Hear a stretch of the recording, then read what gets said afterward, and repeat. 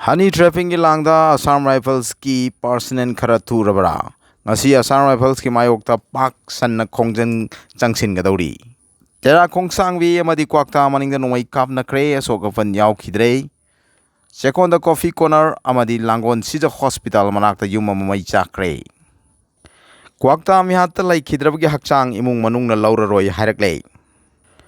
Maning tamna popi thavayana ba separate administration demand tarokpani NPP.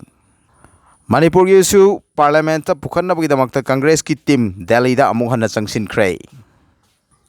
Mama lebang na makrang segairaga mafi chingthoklaba fawbada tholakpa ngamdaba maitai macha adudi maitai asengbra sengdabra hangfam thoi Professor Bimol. Miyam gi warep thoidaba gi Manipur laingak boycott tawkre. Pakistan ki sindada train gurung chatpada mioi taramapan sire yangkai henna asok afan nangle. Ukraine Russia ge asobo oil tanker thugai khibagi laman khumgani haina Russia na lauthokre.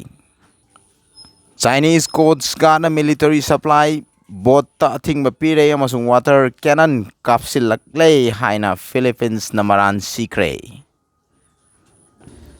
Taliban na nupi masasing class 3 dagi henna mahi tamandre report.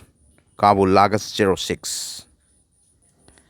NSA Doval na Russia Ukraine conflict ki matang da ing tapa solution purak na bahai kray. China da nongkan na subadagi miyoy taruk sire yuwa havada miyoy kun ngamathoy shokle. Assam da Japanese encephalitis na case Assam the Japanese encephalitis ki case mipai ningai oina hengalakle mioi taraga mathoi sire.